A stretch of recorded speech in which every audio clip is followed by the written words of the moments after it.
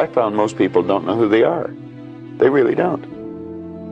What do you mean? I mean, I know my name, I know my age, I know where I live. Yeah, that's not What you, else though. is there? If you ask the average person who they are, they'll give you their name. They'll say, I'm Bob Proctor, but I'm not. Bob and Proctor are two words. My parents give them to me. They're called names, but it's not me. It's my name. Then somebody will say, well, this is me, but this isn't me either. It's my body. Like, you never phone down here to the studio and say, body won't be in today. It's sick. Okay. You know, we don't say am hand or am leg. It's my hand, my leg, my body, my name. Who am I? Well, that's an interesting question. Mm-hmm. And I believe if a person will start to study that and look for the answer, they'll find it. See, I think we live simultaneously on three planes of understanding. We're spiritual creatures, we have an intellect, and we live in physical bodies. Okay. But because we lack awareness or understanding of who we are, we're totally locked into a physical world, and we let things outside of us control us. 95% of the population are reacting to life. They're not really living at all. Bruce, what is the most important thing a person should learn? To know oneself. Because once you know yourself, you cannot be controlled by fear or by other people's opinion. कभी-कभी हम सब रुककर सोचते हैं, मैं कौन हूं? है ना? ये कोई छोटा-मोटा सवाल नहीं है, ये तो जिंदगी का सबसे बड़ा सवाल है। तो आज हम इसी गहरे सवाल की तह तक जाएंगे एक बहुत ही दिलचस्प सफर पर। चलिए शुरू करते हैं। तो चलिए सीधे पॉइंट पर आते हैं। अगर कोई पूछे कि आप असल में कौन हैं? Tell us about yourself. Who are you? Well, I'm an executive assistant at a major pet products company. Dave, I don't want you to tell us what you do. I want you to tell us who you are. Oh, all right. I'm a pretty good guy. I like playing tennis on occasion. Also, not your hobbies, Dave. Just simple. Tell us who you are. Maybe you could give me an example of what a good answer would be. What did you say? You want Lou to tell you who you are. No, I'm a nice, easygoing man. I might be a little bit indecisive at times. Dave, you're describing your personality. I want to know who you are. एक second के लिए सोचिए। सबसे पहला जवाब क्या आता है मन में? ज्यादातर जवाब कुछ ऐसे ही होते हैं ना। मैं एक डॉक्टर हूं, मैं एक टीचर हूं, मैं एक मां हूं, या फिर मैं भारतीय हूं। अब देखिए, ये जवाब गलत नहीं है, लेकिन क्या ये हमारी पूरी पहचान है? ये सब तो बस टेम्पररी लेबल्स हैं, कुछ भूमिकाएं हैं जो हम निभा रहे हैं। इसको ऐसे समझिए कि ये सब अलग अलग कॉस्ट्यूम्स हैं, मतलब पोशाकें हैं जो हमने जीवन के इस बड़े से स्टेज पर पहनी हुई हैं।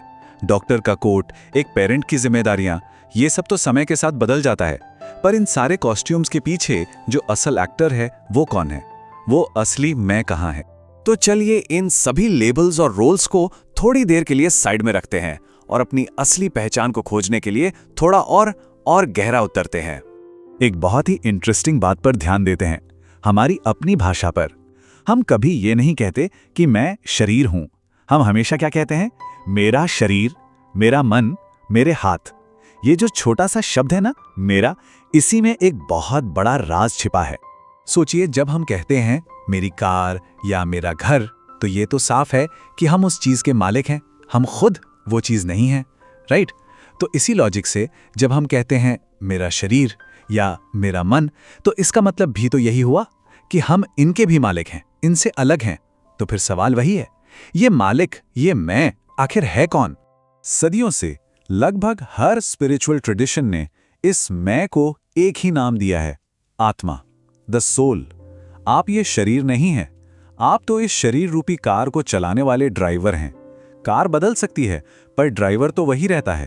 तो ये आत्मा है क्या चीज? देखिए, ये कोई फिजिकल ऑब्जेक्ट नहीं है, इसे आप छू नहीं सकते।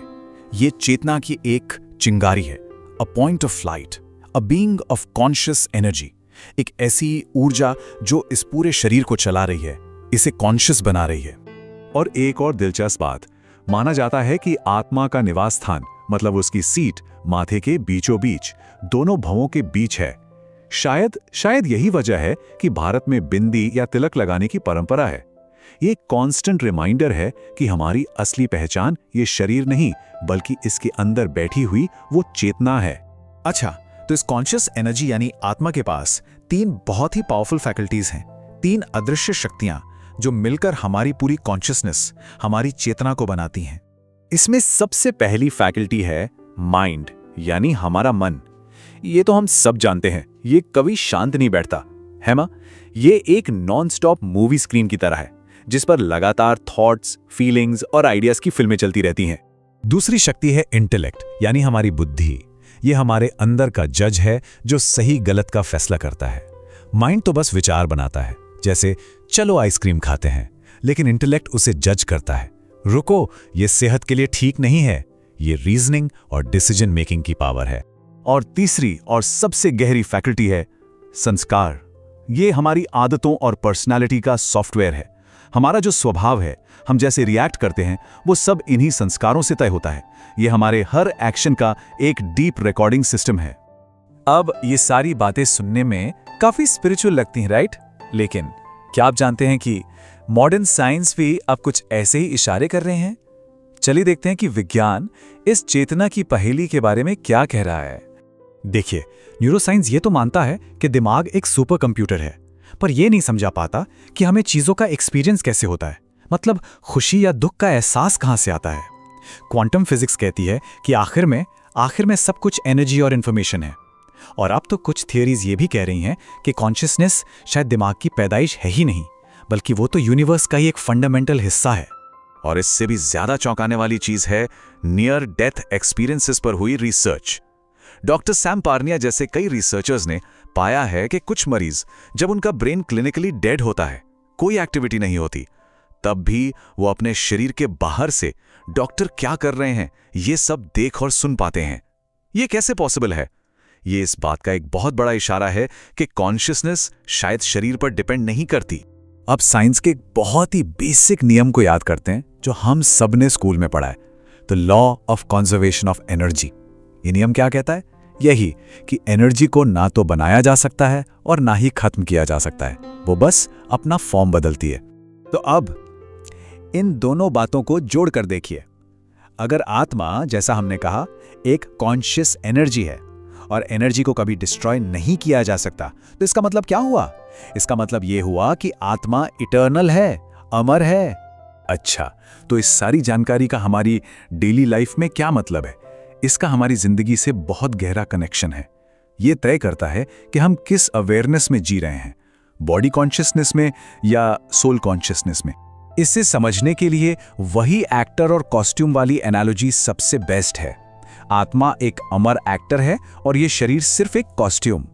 एक्टर वही रहता है, बस हर प्ले में, हर जन्म में एक नया कॉस्ट्यूम, एक नया रोल मिल जाता है। जब हम खुद को सिर्फ ये शरीर समझते हैं, यानी बॉडी कॉन्शियसनेस में रहते हैं, तो ईगो, डर, गुस्सा, जेलसी, ये सब फीलिंग्स हम पे हावी हो जाती हैं। लेकिन जिस पल हम अपनी अवेयरनेस को शिफ्ट करते हैं और याद रखते हैं कि मैं एक आत्मा हूं, यानी सोल कॉन्शियसनेस में आते हैं, तो शांति, प्यार, खुशी, जो हमारे असली गुण हैं, वो नेचुरली इमर्ज होने लगते हैं।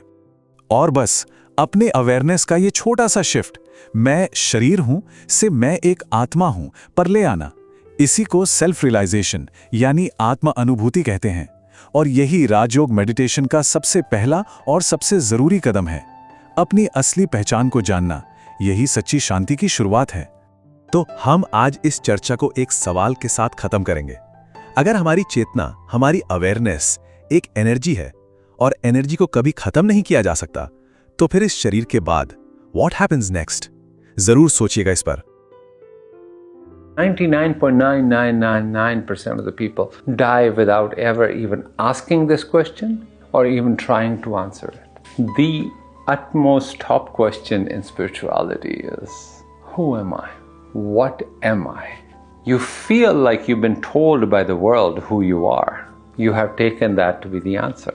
You have gained your own identity from all of this information that has been bombarded on you from outside. Problem is, other people who are bombarding you with this information also don't know who they are. A lot of people don't ponder this question because they think they know who they are. They don't know any better. This is a question that rings loud in somebody who awakens to their spiritual nature. Who am I? What am I doing here on this planet? Why did I come here? You're here to discover who you are. Answering this question requires fundamental change in who you are. To undo everything that you have thought of as your identity.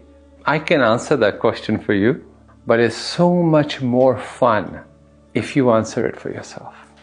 It's your most sacred journey to discover who you are.